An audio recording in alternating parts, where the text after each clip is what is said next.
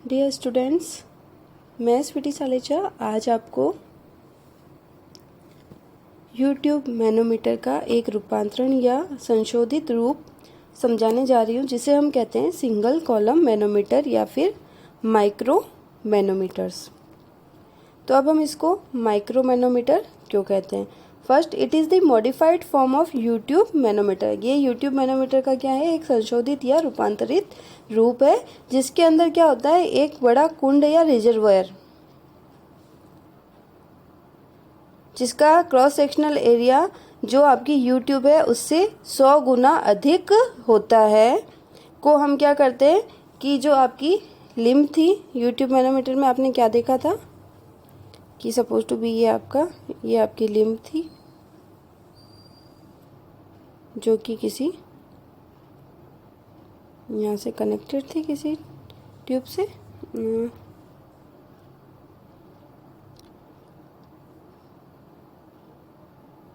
YouTube में U shape की नलिका थी जो जिस एरिया का आपको प्रेशर मेजर करना था वहाँ पर ये क्या हो रही थी, कनेक्टेड थी। पर यहाँ पर इसमें क्या होता है आपके कि एक रिजर्वायर या कुंड हम इसमें ऐड कर लेते हैं, जिसका एरिया इस ट्यूब के एरिया से 100 गुना ज़्यादा, 100 टाइम्स ज़्यादा होता है, 100 गुना ज़्यादा होता है। तो यहाँ पर मैंने क्या कर दिया कि एक कुंड या एक बोल सकते हैं टैंक अटैच कर दिया मैंने। यहाँ पर एक क्या अटैच कर दिया, टैंक, जो कि इस लिम्ब से कनेक्टेड है। ठीक है, तो अब जब हम इसमें ये एरिया, ये मैंने टैंक यहाँ पर क्या कर दिया है, कनेक्ट कर दिया है, तो इसमें क्या होगा कि जैसे ही प्रेशर का कुछ भी चेंज होगा तो जो टैंक है उसका एरिया तो ट्यूब के एरिया से बहुत ज़्यादा है, तो जैसे थोड़ा सा चेंज हुआ तो टैंक में क्या हुआ, एकदम माइन्यूट चेंज हुआ। मीन्स अभी अगर लेयर यहाँ पर है, अभी अगर लेयर यहाँ पर है तो वो शिफ्ट होके इतनी सी नीचे आ गई, और ये जो चेंज हुआ वो आपकी जो यूट्यूब थी, जो इससे कनेक्टेड ट्यूब है, उसमें ये कहीं राइज हो गया बहुत ज़्यादा, सपोज टू बी ये यहाँ से लेके यहाँ तक राइज हो गया। मीन्स इस टैंक में जो छोटा सा चेंज होता है वो छोटा सा परिवर्तन आपको यू नलिका में बहुत ही बड़ा होकर दिखाई देता है। दैट मीन्स क्या हो गया कि प्रेशर अगर थोड़ा सा भी चेंज होता है, वेरिएशन इन द प्रेशर में या दबाव में थोड़ा सा भी परिवर्तन होता है, तो ये जो मैनोमीटर है उस परिवर्तन को मेज़र कर लेता है। हम उसको नाप पाते हैं कि कितना दबाव में परिवर्तन हुआ, दाब में परिवर्तन हुआ। इसलिए हमने इस मैनोमीटर को क्या बोला था स्टार्टिंग में, माइक्रो मैनोमीटर। ठीक है, तो माइक्रो मीन्स सूक्ष्म परिवर्तन भी होता है अगर दाब में, तो ये उसको भी मेज़र कर सकता है। The pressure is given by, इसमें जो फाइनली जो प्रेशर हमको होता है, height of the liquid in the other limb. तो इसमें हमको प्रेशर डिफरेंस डिटरमाइन करने की ज़रूरत नहीं पड़ती है, क्योंकि एक साइड का लिम्ब, अब मैं आगे आपको एक्सप्लेन करती हूँ कि इसका क्या कंस्ट्रक्शन है। तो नाउ नेक्स्ट, ये मैंने आपको एक डायग्राम बना के बताया है। This is a vertical single column manometer. ठीक है, तो जैसे मैंने बताया ये एक पाइप है जिससे हमने मैनोमीटर को कनेक्ट किया है। इससे ये एक रिजर्वायर या टैंक हमने कनेक्ट कर दिया, जिसका एरिया लगभग कितना ज़्यादा है, 100 times more than YouTube. Clear है। नाउ अब इसका कंस्ट्रक्शन हम देख लेते हैं। तो हमने क्या माना कि स्टार्टिंग में इसका जो डेटम था वो था एक्स और एक्स। स्टार्टिंग डेटम लाइन कौन सी थी आपकी, एक्स एक्स। थोड़ा सा प्रेशर में डिफरेंस हुआ तो ये डेटम लाइन शिफ्ट होके कहाँ चली गई है, वाई वाई पे। अब पहले देख लेते हैं जो कि मैंने मैनोमीटर बताया था, जिसमें कि दो अलग अलग घनत्व के लिक्विड भरे होते हैं। ठीक है, इसमें दो अलग अलग घनत्व के लिक्विड होते हैं, एक लिक्विड जो आपकी पाइपलाइन में फ्लो हो रहा है और एक लिक्विड जो आपके मैनोमीटर में पहले से ही उपस्थित है। ठीक है, तो जो मैनोमीटर वाला लिक्विड है वो तो है हैवी लिक्विड, और जो पाइपलाइन में फ्लो हो रहा है वो है आपका light liquid, light density. Light means कि जिसका घनत्व कम है, तो वो लिक्विड कहलाएगा आपका लाइट लिक्विड। तो अब यहाँ देखिए स्टार्टिंग में मान लेते हैं हम let del H fall of heavy liquid in the reservoir. कब रिजर्व फॉल हुआ? ये डेल एच क्या है, पहले स्टार्टिंग में डेटम लाइन थी एक्स से एक्स, और फिर जैसे ही फॉल हुआ तो ये डेटम लाइन चेंज होके वाई वाई हो गई, जैसा यहाँ पर दिखाई दे रहा है। ठीक है, वाई वाई हो गई। फिर हमने यहाँ पर क्या देखा, इनिशियल हाइट, ये जो आपको h1 दी हुई है, h1 क्या है, यहाँ से इसके डेटम लाइन का difference from the left side of the limb. Left side में क्या है h1, इसमें कितना परिवर्तन हुआ डेल एच, यहाँ पर डेल एच हुआ वो हमको इसमें यहाँ पर जाके कितना दिखा h2, मीन्स ये डेल एच जो इस रिजर्वायर में चेंज हुआ वो यहाँ पर कितना शो हो रहा है हमको h2। तो पी ए प्रेशर एट ए, जैसा कि हम पहले भी माना था, इस टैंक को हम अगर ए मान लेते हैं तो इसमें प्रेशर क्या हो गया P A. Now small A is the cross sectional area of the right limb, ये जो राइट लिम्ब है इसका क्रॉस सेक्शनल एरिया मैंने क्या मान लिया स्मॉल है। Capital A cross sectional area of the tank, जो टैंक है उसका एरिया मैंने क्या मान लिया कैपिटल ए। अब अगर इनकी स्पेसिफिक ग्रेविटी दी हुई है तो S1 तो हो गया इस वाले लिक्विड की स्पेसिफिक ग्रेविटी, तो इसकी क्या हो गई आपके S1, इसकी हो गई है स्पेसिफिक ग्रेविटी S2। सिमिलरली अगर हम डेंसिटी निकालते हैं तो डेंसिटी इधर हो जाती है ρ1, डेंसिटी इसकी हो जाती है ρ2। अब हम क्या करते हैं कि इसको कैसे हम इसमें कैलकुलेट करेंगे, क्या क्या इसकी कैलकुलेशंस होगी, तो हम आगे देख लेते हैं। fall of heavy liquid in reservoir will cause a rise of heavy liquid in right limb। Means मैंने बताया था आपको कि डेल एच जो था वो आपका किस में हुआ था, जो रिजर्वायर था उसमें आपके एक्स से किस पे शिफ्ट हो गया वाई पे, बहुत छोटा सा परिवर्तन हुआ, वो आपको कितना दिख रहा है आपको राइट लिम्ब में h2 के बराबर। ठीक है, तो जैसे ही तो हमने क्या माना, जितना एरिया वहाँ पर शिफ्ट हुआ उतना ही एरिया उसमें राइट साइड की लिम्ब में राइज हुआ। तो हमने इक्वेशन को इक्वेट किया तो यहाँ पर क्या हो गया a multiplied by del H is equal to A small a multiplied by h2, ये दोनों बराबर होंगे, जितना लिक्विड वहाँ पर राइज हुआ उतना ही यहाँ पर फॉल हुआ। The pressure in the right limb above Y Y, ठीक है, राइट साइड की लिम्ब में वाई वाई के ऊपर प्रेशर, इसके ऊपर हमको प्रेशर मेजर करने के लिए हमारे पास क्या फॉर्मूला था प्रेशर का, रो जी एच। प्रेशर का क्या फॉर्मूला है हमारे पास, रो जी एच। यहाँ पर एच पहले से हमारे पास क्या था h1, और इसमें कितना परिवर्तन हुआ h1 प्लस डेल एच।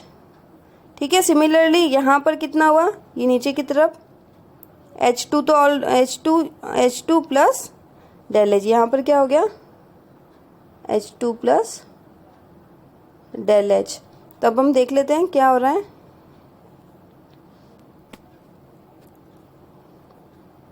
तो यहाँ से हमने डिटरमाइन किया डेल एच की value is equal to del H is equal to क्या हो गया हमारे पास small a multiplied by h2 divide by a। अब राइट साइड में हमने इसका प्रेशर कैलकुलेट किया तो क्या हो गया रो2 जी डेल एच प्लस h2, जैसा मैंने आपको उस साइड बताया था। और फिर सिमिलरली लेफ्ट लिम्ब में प्रेशर कौन कौन से हो जाते हैं आपके पास, तो एक तो प्रेशर हो जाता है आपके पास पी ए जो यहाँ पर इसका पाइपलाइन का, प्लस रो जी एच की जगह हमको क्या रखना है h1 प्लस डेल एच। तो यहाँ पर क्या हो गया, हमने रख दिया लेफ्ट साइड में प्रेशर क्या हो गया rho g del H plus ये आपके हैं h1, okay, is not 2 it is 1। तो rho g del H plus h1 plus P ए।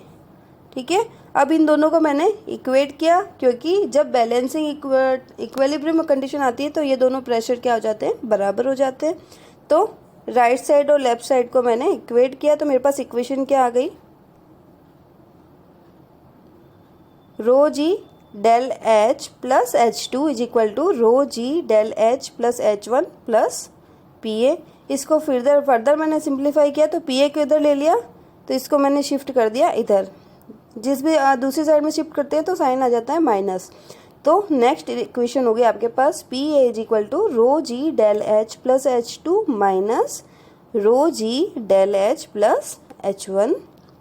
नाउ डेल एच को मैंने दोनों में से क्या कर दिया, कॉमन निकाल दिया, तो del H rho two g minus rho one g और plus H two rho two g minus H one rho one g. ये आपकी हो गई इक्वेशन। अब मैंने पहले कैलकुलेट क्या किया था, डेल एच की वैल्यू, तो मैंने इस इक्वेशन में डेल एच की वैल्यू इक्वेशन 1 से मैंने यहाँ पर रखी। तो डेल एच की वैल्यू रखने पर मेरे पास वैल्यू आई P A is equal to a multiplied by H two upon a rho two g minus rho one g plus H two rho two g minus H one rho one g. अब हमने देखा था, मैंने आपको क्या बताया था कि ट्यूब का जो डायामीटर है वो टैंक के डायामीटर के मुकाबले, टैंक का डायामीटर ट्यूब के डायामीटर से 100 गुना अधिक है। इसका मतलब क्या हो गया, ए अपॉन ए जो है वो बहुत ही छोटा है। ठीक है, तो ये वाली वैल्यू अगर बहुत छोटी हो गई तो हमने क्या कर दिया, ये वाली टर्म यहाँ पर क्या हो जाएगी, नेग्लेक्टेड।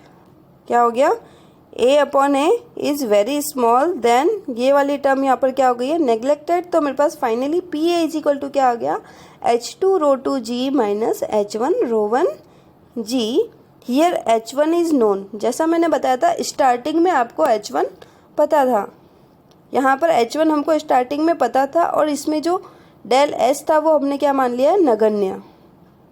डेल एच को जैसे ही हमने नगण्य मान लिया तो एच वन हमारे पास एक नॉन क्वांटिटी आ गई। तो अब हमको जब भी प्रेशर डिफरेंस या दाब में परिवर्तन ज्ञात करना है तो हमको किसकी वैल्यू चाहिए, केवल H2 की वैल्यू ही हमको पता होनी चाहिए। तो हम प्रेशर या दाब किसी पॉइंट पर हम कैलकुलेट कर सकते हैं, और ये दाब की मात्रा बहुत ही कम परिवर्तन में भी हमको पता चलेगा कि दाब में कुछ परिवर्तन हुआ है। तो इसलिए हम इसको क्या बोलते हैं, सूक्ष्म दाब मापी। नाउ इसका एक और वर्जन है जिसको हम बोलते हैं इंक्लाइंड सिंगल कॉलम मैनोमीटर। अब इंक्लाइंड सिंगल कॉलम मैनोमीटर क्या होता है, और भी ज़्यादा सूक्ष्म प्रेशर को मेजर कर लेता है, क्योंकि जैसे इंक्लाइनेशन आता है तो जो H2 की वैल्यू है इसमें थोड़ा सा भी चेंज आता है, X से H बार में थोड़ा सा भी चेंज आता है तो ये और भी ज़्यादा संवेदनशील हो जाता है। ये वाला मैनोमीटर और भी ज़्यादा संवेदनशील हो जाता है, तो थोड़ा सा भी चेंज होता है तो ये उसको और भी बारीकी से मेजर कर सकता है। तो यहाँ पर क्या चेंज हो गया कि हमने जो लिम्ब वहाँ पर स्ट्रेट थी उसको हमने एक एंगल थीटा पर क्या कर दिया, झुका दिया। ठीक है, तो let L will be the L is equal to क्या हमारे पास, length of the heavy liquid moved in the right limb from X to X bar. ठीक है, तो ये इसकी क्या है, लेंथ है। थीटा एंगल ऑफ इंक्लिनेशन जैसा मैंने आपको बताया था। Now H2 the vertical rise of HL। H2 क्या है, ये तो हमारे पास इंक्लिनेशन है, और इसको अगर हम वर्टिकली डिटरमाइन करते हैं तो ये एक ट्रायंगल बन जाता है। ठीक है, ये एक ट्रायंगल बन जाता है। ये क्या बन गया, अगर हम इसको मैच करते हैं तो ये एक क्या बन गया है, ट्रायंगल, और यहाँ पर ये एंगल हमको दिया हुआ है थीटा।